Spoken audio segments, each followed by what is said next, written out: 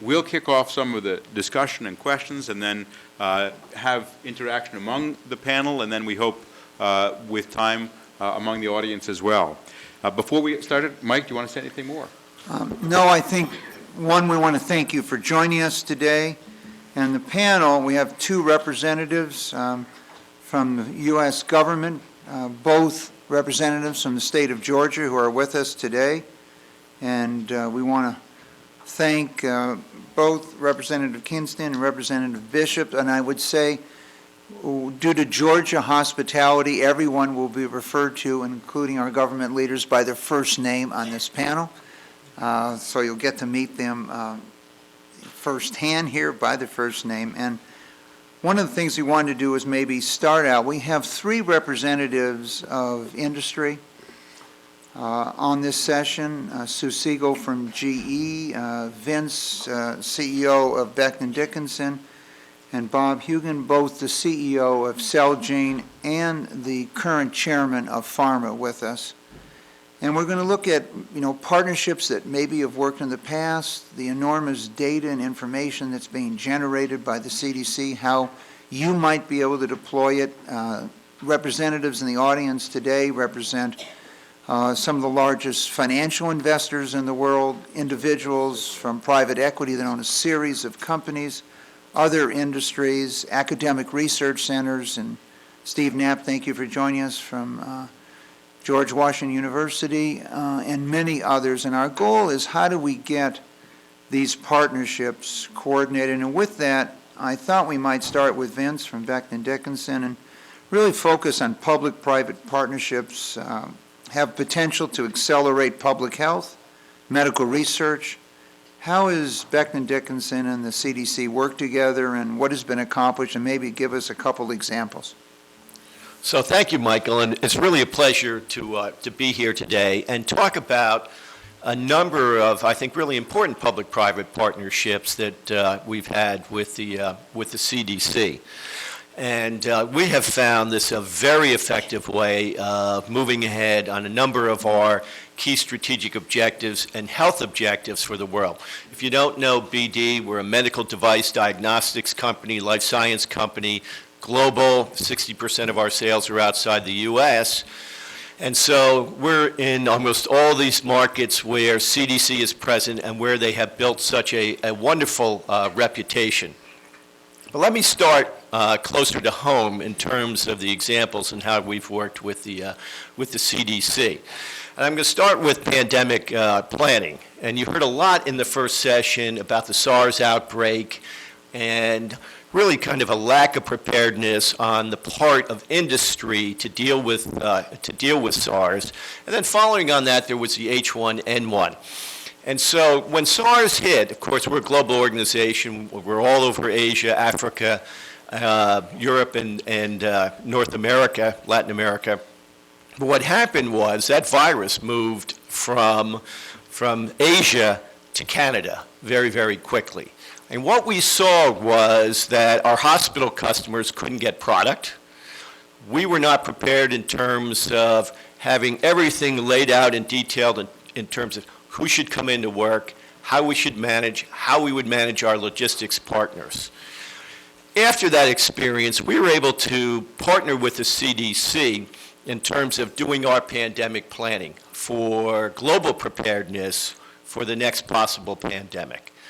When H1N1 hit, you also heard upstairs that it came into the U.S. through Mexico.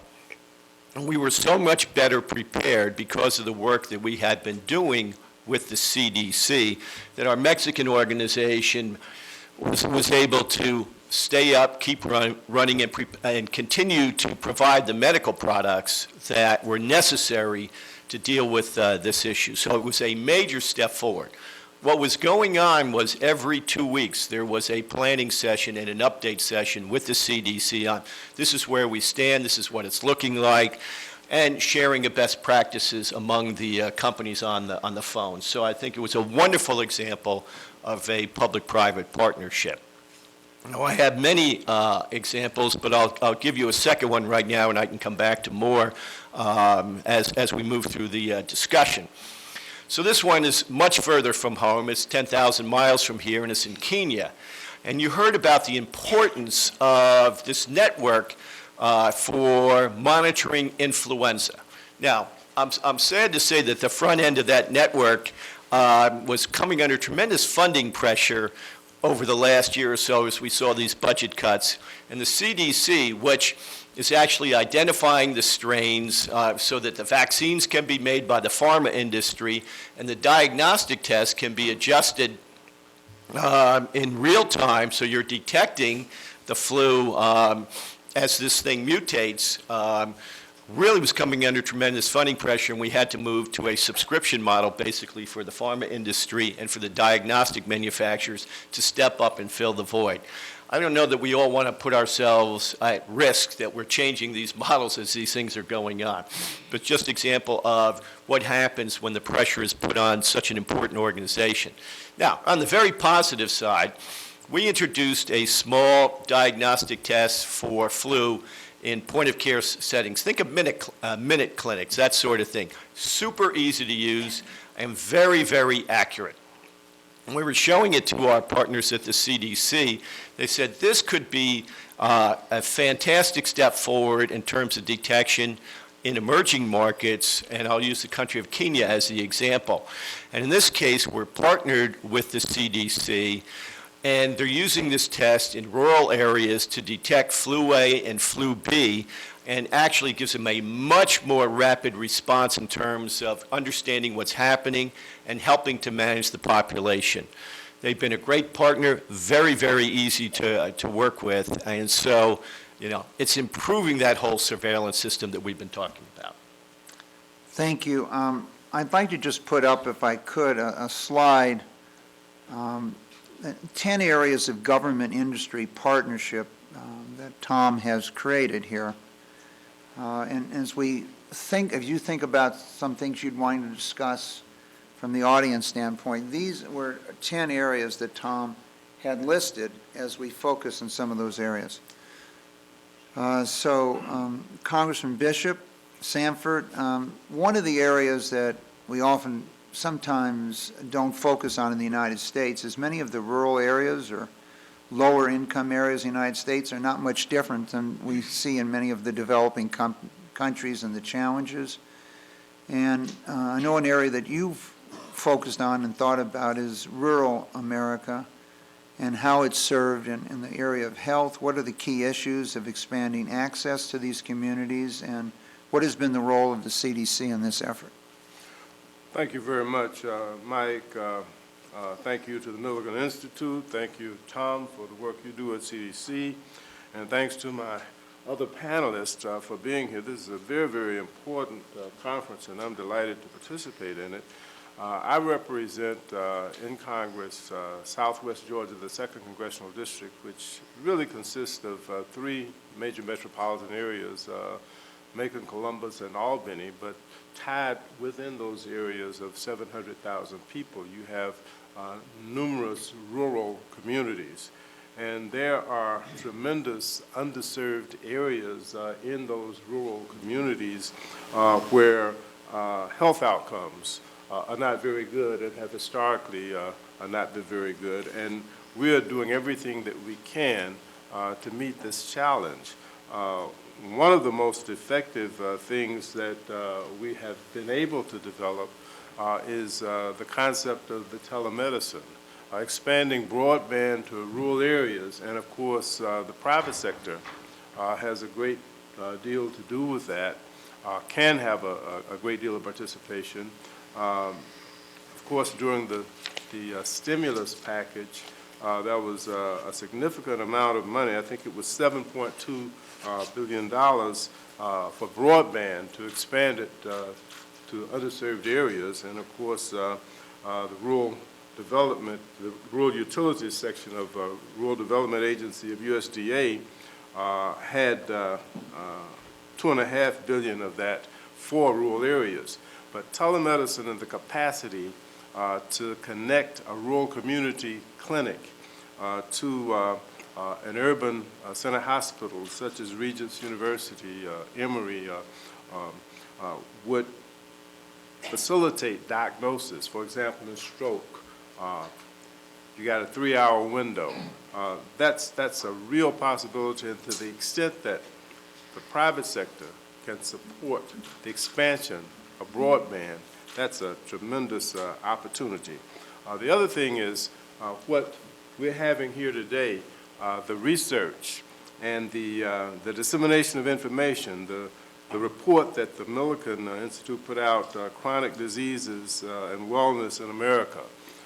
That kind of information, if it is properly disseminated to Congress, to state legislatures, to local governments, it's very powerful. And of course, with business leaders who have tentacles throughout the country, you have the capacity through your workforce to energize the public to address these. And when the public gets energized, their politicians get energized. You also have the capacity to reach into the chambers of commerce, very strong opinion makers. And those opinion makers influence those of us who are elected to office, believe it or not. And of course, we will respond as institutions, whether it's legislatively, whether it's on the local level, or whether it's in the Congress, to try to deal with these kinds of, but it's the pressure. It's the squeaking wheel against the grease, the crying baby against the milk, and when the fire is put under the politicians to address these issues that have been brought out so well with your research and your documentation and the impact that it has on our economy, it can make all the difference in the world. I was just going to comment that, Sanford, you were telling me earlier that you were personally lobbied by people like Bernie Marcus and Absolutely. Phil Jacobs, and we are sitting in the Phil Jacobs Distance Learning Auditorium. But really, to understand the transformation of the buildings at CDC is to understand the power of both civil society to advocate for government and what can be done when Congress puts its mind to it. Because we were literally in World War II Quonset huts and buildings that were falling apart. When I joined CDC in 1990, I worked in a laboratory that had rutted wooden tables that I think maybe the local school didn't want anymore, and that's where the laboratory work was being done. But we now have the beautiful facilities that you're in because civil society said, this is not okay. We're not going to stand for it. And people, Phil Jacobs, Bernie Marcus, Oz Nelson, who's here as well, were able to really change the world. And that kind of public-private partnership is one example of great differences that can be made.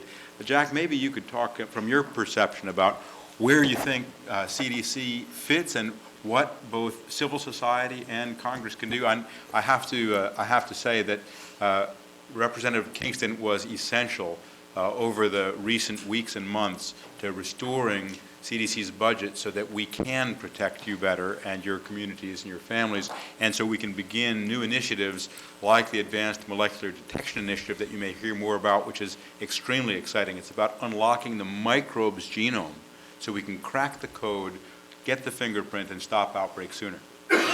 Tom, thank you very much. And just, I guess, 3 points that I want to make. Number one is we have to acknowledge that the budget crisis in America is real. It's not an academic thing. It's not anything that affects somebody else. It affects all of us. And in fact, it's more of a, if America has a problem, the world has a problem. But we need to keep in mind for every dollar that we spend right now, 42 cents is borrowed.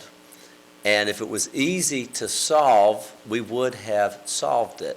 But there's 3 areas that really drive the debt and most of the spending in America today, and that's military, healthcare, and retirement.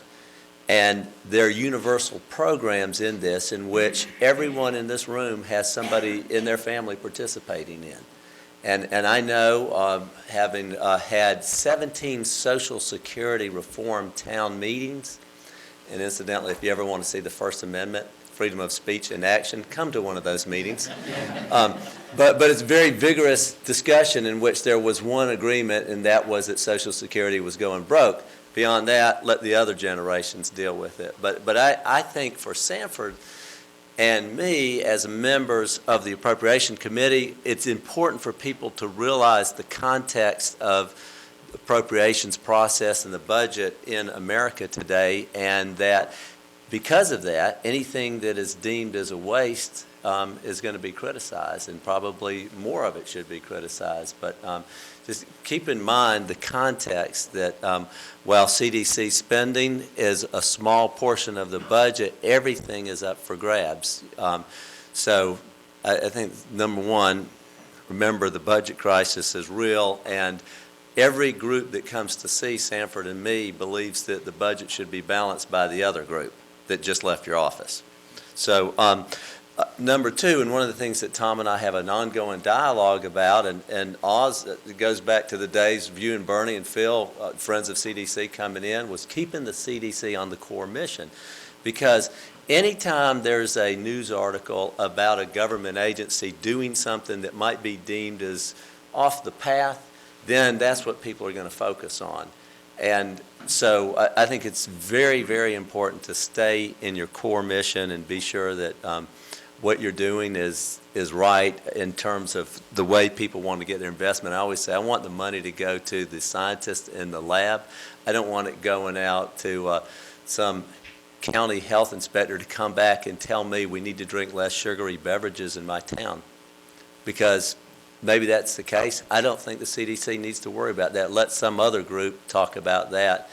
I want the CDC with the scientists of 160 IQ. I want them to be doing a lot deeper stuff than something like that. And Tom and I had a very vigorous discussion over the last couple of years about the community transition grants, that some of them probably weren't giving the taxpayers the bang for the buck that I thought they should be getting.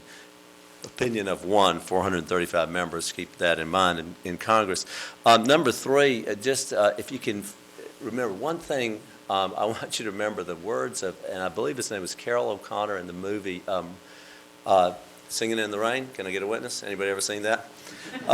Great scene where he sings a song, and the words of the song were, you can quote Shakespeare and be quite elite. You can charm the critics and have nothing to eat, but slip on a banana peel, the world's at your feet, make them laugh. And the point is that you've got to tell the story. There's so many great CDC stories that we don't tell, and sometimes we make it harder than it needs to be. Just the stats on polio eradication alone, and Tom and I had the opportunity to go to India last year and visit a clinic where you worked in the 1980s. And how many do you remember cases were there then at that one clinic? I know it was thousands. Yeah, globally, when the polio eradication effort began, there were 1,000 cases a day, 350,000 a year around the world, and India had more than any other country. And can you imagine now we're going to this clinic and it has a completely different mission. Last year we got down to 22 cases of polio, and then it went back up to 372 by the end of the year, but it is a great example of what Mike Milken is pushing, and that what Vince had talked about, the public-private partnership. Rotary International, very, very involved in polio eradication. The Gates Foundation, very involved. And, of course, the CDC. It is a great United States success story. So when you come to see members of Congress, just think about that. The budget is tight. It is real. Core mission, tell the success story. I bet you that most members of Congress aren't aware of what has happened in the last 25 years with polio eradication. Let me just put up another slide here to follow up on some of these statements here. First, I want to just step back and talk a little bit about the technology and some of the things that Sanford had mentioned. And just remind you that in 2010, 17% of mobile or cell phone users use their phones to look up health information. By 2012, it had jumped to 31%, almost doubling in 2 years. There were 44 million healthcare apps. I'm sure Michael Moe is going to be giving us more articles on this subject. And by 2016, it's estimated there will be 142 million healthcare app downloads. And so the efforts in this rural effort of communication, and not just there but around the world, and Tom can give you some specific examples, presents a great opportunity for us to use modern technology to link healthcare, and my guess is within a decade it'll be the largest application. Sue, I'd like to switch, if we could, to Sue Siegel. And areas of the role of employers to affect health of their employees, their communities, from this standpoint, I think is really a key area. We're starting to see more employers take an active role in employee health and health plans. What has been the impact, Sue? How has Healthy Imagination and GE worked together? And I think if you could describe your Healthy Cities programs to the group, I think it would be very beneficial. Yes, first of all, thank you very much for having GE here. I'm delighted to be representing, and Mike, for all you do in terms of health. And Tom, thank you for hosting this event.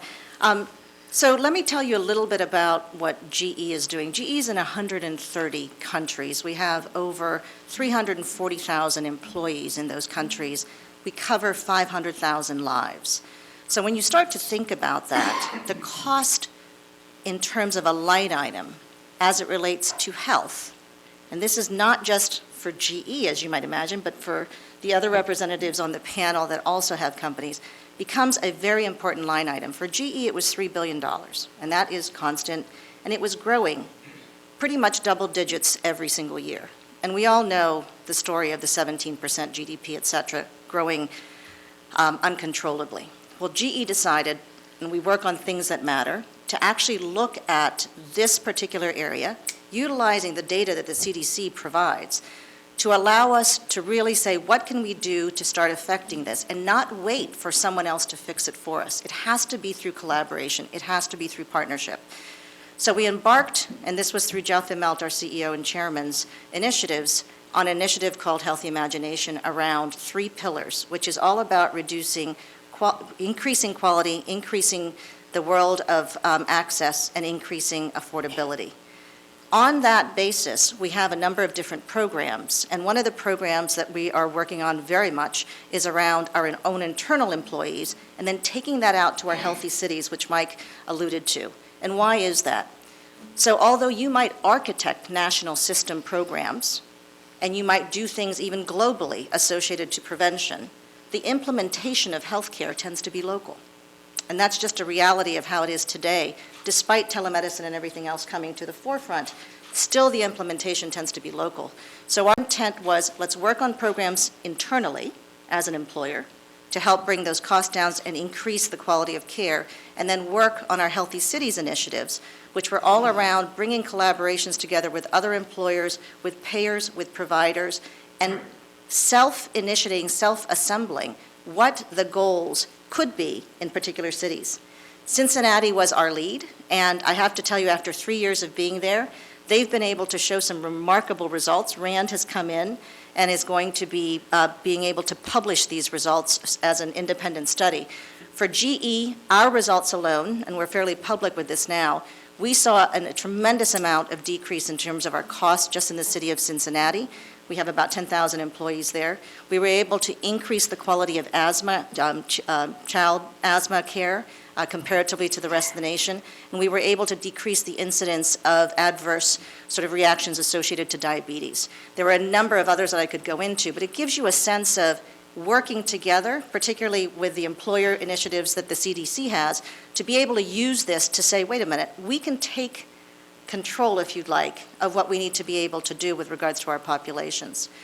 The other thing I will mention is, and this is something that we're not fully embracing just yet, it was alluded to previously, and this is the world of chronic disease associated to our neurodegenerative diseases because of our aging population.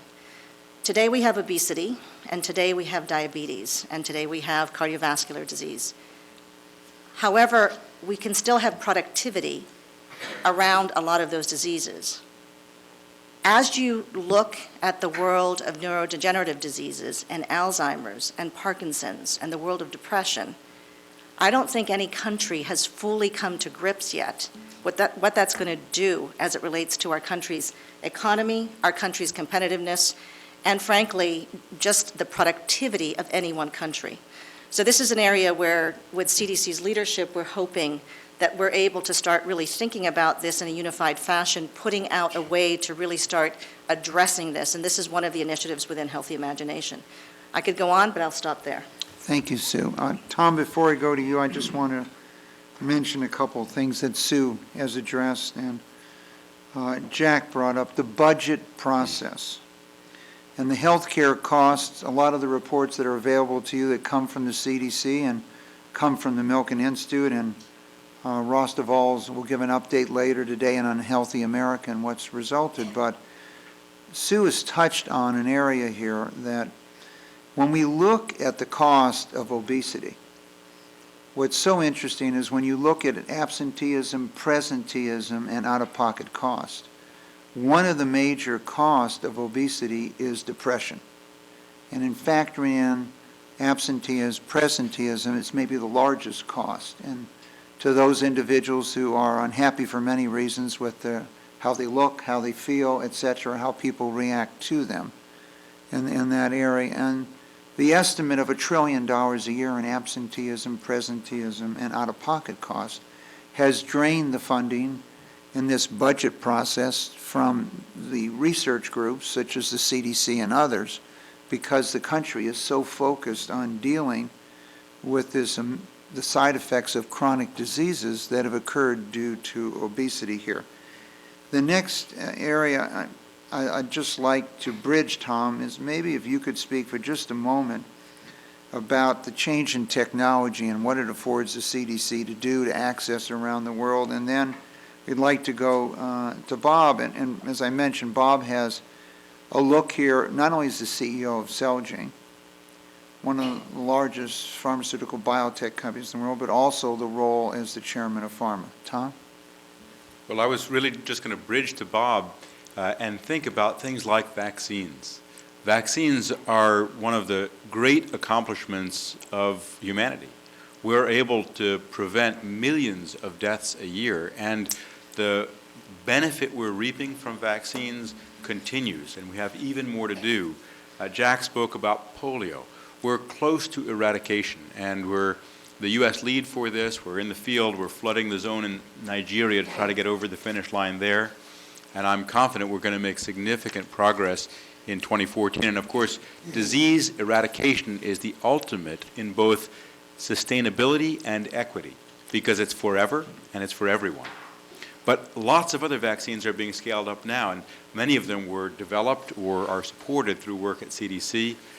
We're working around the country, around the world, to implement the Haemophilus vaccine, the pneumococcal vaccine, the rotavirus vaccine.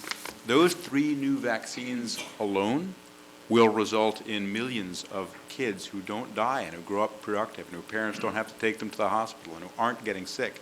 Similarly, if you look at one simple vaccine, the measles vaccine, in the past decade alone, the expansion of measles vaccination has prevented at least 4 million deaths around the world.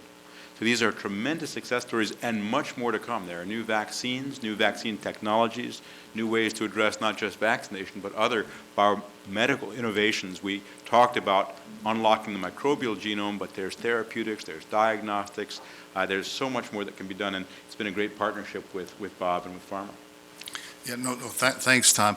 I think that it's great to be here because one thing we've advocated for a long time that we haven't had is the kind of collaboration to really look for integrated solutions. I think just the discussions we're having here today are so critical that we continue to force that message on people that want to work in silos, that the opportunities we have with the transformational technologies that are being developed, we have to capitalize them on as a society for many different reasons, economic and health and quality of life reasons, and we've got to make sure that people understand that integrated solutions are a necessity.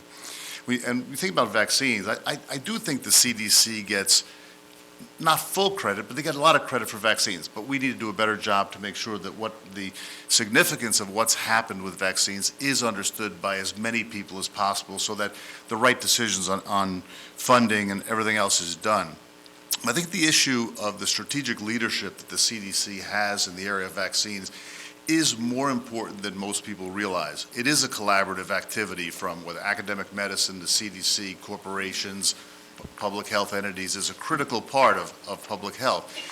And the strategic leadership to ensure there are market-based solutions in the right places, there's the right investment in research in the right places is absolutely critical, and we have to make sure a light gets shines on that appropriately so right decisions are made. But I want to tell you, I think there's more value than just what we would say in just the superficial review of vaccines. One of the most promising areas of research in terms of many different therapeutic areas is the role of immunotherapy. And without the work that we're doing in vaccines today, led by the leadership of the CDC, where today there's over 300 new vaccines in clinical trials, over 200 trials in the U.S. alone testing vaccines, we would not be where we are today in the whole study of immunotherapy. And that is going to be revolutionary to a wide range of diseases treatment.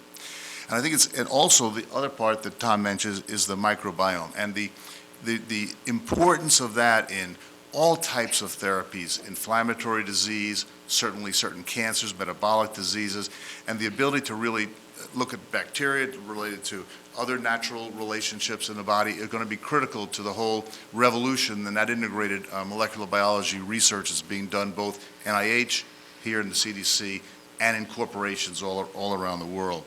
The other thing I want to say is pick up on something that Sue said. We have to do a better job of really communicating to people the crisis that is looming on the horizon. We've only begun to see the tsunami of costs from obesity. We have not yet started to see the tremendous burden it's going to place on us. The next 15 years, it accelerates dramatically. And Alzheimer's, in 2040, we as a society, if we don't delay the progression of Alzheimer's, we'll be spending over $800 billion a year on not lost productivity, just the maintenance of people with Alzheimer's, just the institutionalization or home care. We don't have to worry about defense budget or budgets. There will be no quality of life here if we don't deal with these issues. And I think the CDC plays an important role in that in terms of, one, the articulation of these issues so the society in terms of public health has a good prioritization of what's important. But also when you think about where we spend over 50% of our total healthcare expenditures on chronic disease, we need to have integrated focus on the problems that we have today so we have better outcomes and better value for what we're doing in healthcare. And I think the data the CDC has, the leadership can have in setting the kind of goals as a society we need to embrace. We need to have aspirational goals, and we need to set them now. Otherwise, the freedom we have today will be severely limited because the economic overhang or cost of what's coming is so severe. So I think a number of you in the audience have worked in this area. Obviously, Steve Bird, who's founded Bird Health now, who did it at Safeway, similar to GE, many of these challenges. We've seen the new potential from technologies from Jay Schnitzer during his role at the DARPA and future roles of what it could be. And so we'd like to open for a few minutes an opportunity for you to ask questions of our panelists here. If you have a question, you can just hit your little button and put your finger up. Steve Knapp, President of GW. Well, first let me thank Tom and Mike for putting together this tremendous event over the course of the day, and I think it's been a terrific panel. One of the themes that's run throughout these very interesting comments has been the theme of collaboration. In our particular role in Washington, D.C., we find that everything we do that has an impact in this area really depends on collaboration either with the institutions that surround us or with those from outside of the nation's capital that want to have an impact there and that we can partner with in that regard.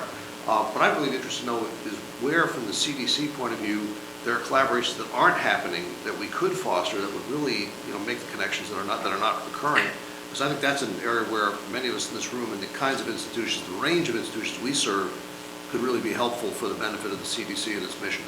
Well, thanks very much. And part of this whole day is about building those collaborations, building those linkages. The list that Mike put up earlier was a draft of areas where there may be interest in collaborating, but whether that's between academia and corporations, industry, CDC, communities, We've heard about workplace wellness and the investment, the return on investment that has for companies. Whether you're interested in a philanthropic work in this country or philanthropic work overseas, or the business case to improve productivity for your own workers or in your own communities or in communities around the world where we operate, we have lots of binding sites where we can think of how to work together more effectively, more productively, more creatively. Because exactly as you say, it is that kind of collaboration that makes an enormous difference and will lead to the rapid health advances that are going to address productivity and health costs. I think it would be great if there could be a kind of wish list that would emerge from this day's activities of where we think we could push collaborations that aren't now occurring, that we could really help deliver. And that's what I think is something we can contribute as a community, supporting your work. So I'll respond to that, one that is very nascent right now, even though there's been all of this work around influenza and disease monitoring around the globe. There hasn't been a strong partnership between the diagnostic companies that manufacture the tests and the CDC. There's been a working relationship, but not a strategic relationship. We have started to build that. I've been chairman of the Diagnostic Manufacturers Association's AdvaMed DX for the last 3 years, and we have started down a pathway where we see so many common things that we can work on in terms of, as this technology evolves so quickly, it leaves certain things behind, and if they get left behind, it's going to be a real problem for everybody in this room, because we won't have the pathways to do the diagnosis. And we have to inform Congress as this is happening, so it's taken into account in their planning. So it's very nascent. We've been doing joint briefings on the Hill. We're arranging joint meetings with the industry. In fact, the head of the trade association would have been down here except for the snowstorm, and so he was washed out, but he will be back here. So we certainly intend to do that, Tom, with you. Yes. So I want to go back to this discussion of funding and costs and just see if we can bring out, I personally believe this CDC is an institution that doesn't cost us money, it saves us money. And if the cost of a disease outbreak, pandemic or otherwise, the cost of poor nutrition and the impact that has on the society due to obesity or due to diabetes, how do we better bring out the reality, because I do believe it's a reality, that this investment that we make in the CDC actually results in a net economic benefit, because I don't think many people debate that the cost of prevention is a fraction of the cost of responding to a problem. Well, we think it's important to document this, and in vaccinations we've been able to do this, so we know that for every dollar we spend on vaccination, we get back $3 in healthcare costs and $10 in societal costs. It's some of the other programs that we're implementing, we're beginning to be able to monetize what the benefits are. To give you an example, take tobacco. Tobacco remains the leading preventable cause of death in this country and around the world. We've gotten our tobacco use rate down to about 19%. You might say that's progress from the 42 or 43% we were at when the Surgeon General report came out in 1964, or you might say compared to the best, we're not doing so well. Less than 2% of doctors smoke, and you might ask, how could any doctor smoke? But 2% of people do anything, right? So, but if we had a 2% rate of smoking, the cost of a smoker is about $2,000 more per year than a non-smoker. And an ex-smoker cuts that in half, so you get about half of that back when you quit. So when we ran an education campaign on tobacco, we were able to get, on a very conservative estimate, at least 100,000 Americans to quit for what, frankly, the tobacco industry spends in 2 or 3 days in advertising. 100,000 people times $1,000 less per year. So our 1-year program paid for itself at least twice over in the first year, and that savings will continue year after year. So we think we're going to see that kind of 3-to-1 medical, 10-to-1 societal benefit in a series of other areas. But we also have to be rigorous about what we do to see, does it work? Is there evidence? Are we making a difference? And for some things, we're going to have to try things and see rigorously if they work. Can I just comment on that? Jack mentioned the budget process, and we're being forced because of our fiscal exigencies to do more with less, which means that we have to establish priorities. So when you're able to monetize what the CDC does, or monetize the value of of healthy lifestyles, what it means to the bottom line for companies, what it means to the economic life of our country. It makes a difference when you come to Congress to ask for funding. As Jack or as others have mentioned, very few members of Congress really understand the tremendous impact that the work of the CDC has, both here at home and around the world until there's an outbreak. But if you're able to monetize it in budget terms, in terms of what the cost and the benefit in terms of dollars are, you'll get the attention of a lot of policymakers who have to execute those budgets. If I could build on, 2 seconds, sorry, Bob. If I could just build on the request of saying what sort of initiatives could come out of something like today, and to your question associated to the cost elements and what the CDC is doing. When I think about the world of employers, and we pay 50% of the health care bill here in this country, and a lot of companies now are starting to treat the world of health very much as a business, if you like. And therefore, there is the monetization quantification that can happen. There is still a struggle that there are no real metrics associated to some of the elements associated to health. It's been, if you'd like, ephemeral. The CDC has done a fantastic job of being able to quantitate certain health outcomes and put outcomes behind it. We need to move that forward as a science, and we also would invite a partnership to start defining, in fact, how employers can really start to look at this and educate other employers, because it should be treated very much as another, if you'd like, budget item that should be looked at. Everybody, healthcare is personal, so everybody understands that we care. But the monetization value has not been crystallized enough. And that would be something that could be so very, very helpful from an educational element and standardization for employers. We have to do something on this because, have someone who has now spent a reasonable amount of time in Washington, but I'm an outsider certainly, the prisoner that policies and good judgments to the CBO, everybody's a prisoner to the CBO, and the CBO has their stand. Finally, a year and a half ago, they said increased use of pharmaceuticals reduces other costs in the healthcare system after just an incredible amount of data to finally make the obvious. If somebody's treated for diabetes, they're likely to lead to dialysis and all the other things that go on. But this whole prevention issue, if we're going to deal with chronic disease and obesity, we have to figure out, okay, what is the data that's needed? Whether it's the CDC or NIH or corporations, we have to answer that question because we will never deal with this economic struggle that we have with this cost if we don't have the clear roadmap to saying this proves that prevention, better care, wellness, better exercise, no smoking leads to lower costs, and therefore we can fund those programs. Today, they can't be funded because they refuse to accept it. And I think whether it's Jack or Sanford, we need guidance to put pressure on the CBO to say, this is what you need to prove, and if you prove it, this is how we're going to score it, because they're the power people in Washington, which is way beyond, I can't imagine the original intent of that office. All right, let's take one more question, if we could. Hi, I'm Harlan Weston, and I wanted to pick up on a couple of things that Pam said. You mentioned two things. One was chemotherapies and microbiome, and Vincent talked about diagnostics. And so I guess I have a question for Tom, that if you look at type 1 diabetes, inflammatory bowel diseases, multiple sclerosis, and other immune-mediated inflammatory diseases, you have an epidemic.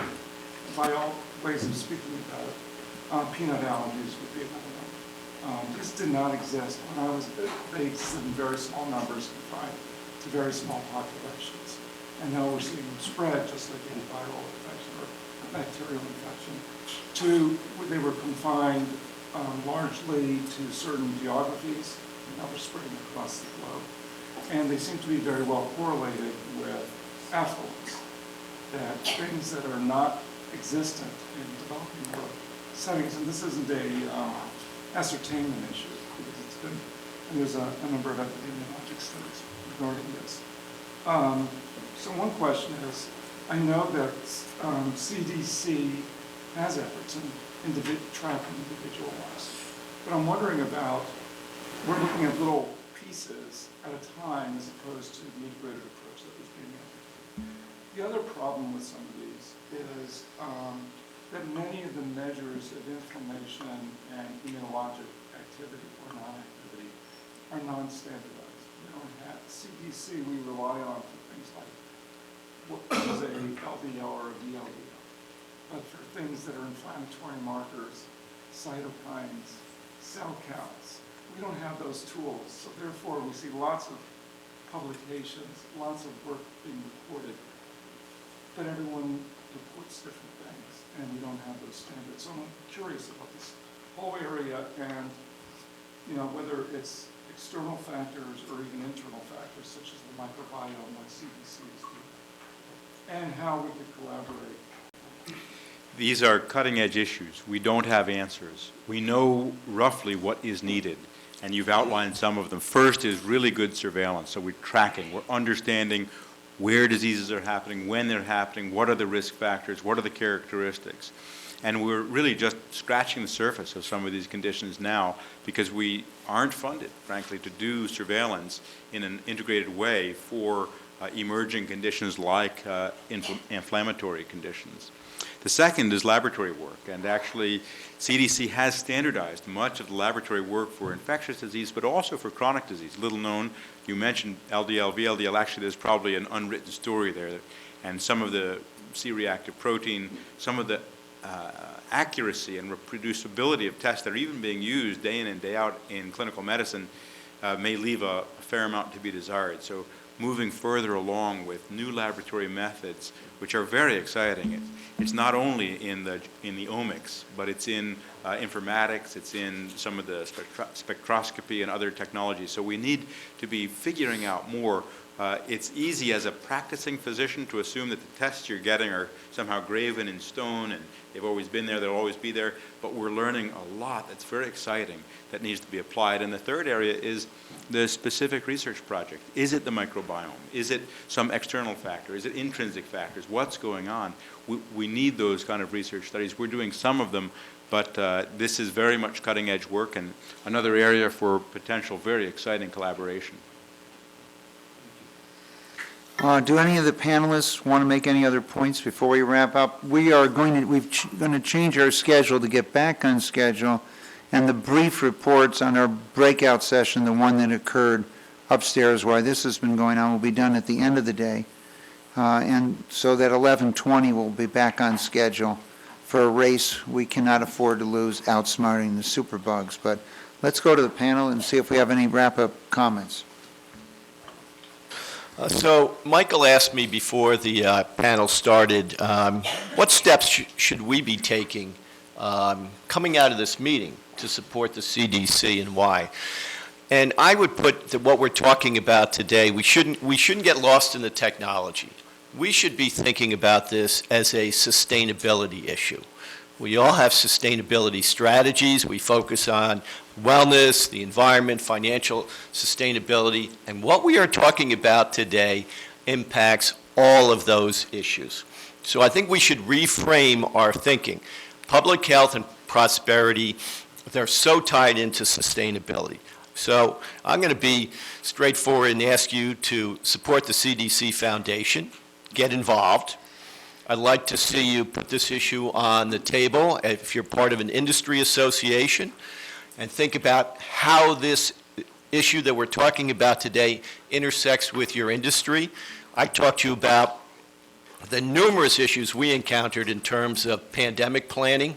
I'm sure you have many of the same issues. And when you get your arms around that, join with us to go to Congress to put this issue on the table in the right way to Congress to get the support that we need. I have one question, just kind of a pop quiz for the audience, but how many people died in 1918 with the Spanish flu? 600,000. Yeah, worldwide. I don't know. About 20 million. Now, what's interesting to me is how many of you studied that in your school? Your 8th grade social studies or your 12th grade history or your college level? Did anybody at all? All right, how many of you studied World War I? World War II? Isn't it astounding that a worldwide flu would kill 20 million people and it escapes textbooks? I think that the importance of that is that we're now suffering from our own success. Because I remember when I was young, my dad told me, he said, well, we have this place called the WTO and then the CDC that makes sure things like that doesn't happen anymore. And I think there is this belief in our constituents that this can't happen anymore because the CDC has it under control. Therefore, if 20 million people died in 1918, it's irrelevant. And I'm not certain. I think that we have to get people to realize that there are a lot of emergent diseases, as Harlan brought up, that could be the next pandemic. And I'm not sure that our constituents understand that. And perhaps in this discussion, that's one of the things you absolutely need to underscore. And again, just one more time, dumbing it down so that people can understand it. Tell the success story. And polio is a really easy one. The PEPFAR stuff and AIDS in Africa is incredible. There are a lot of other stories like that that need to be told. So thanks.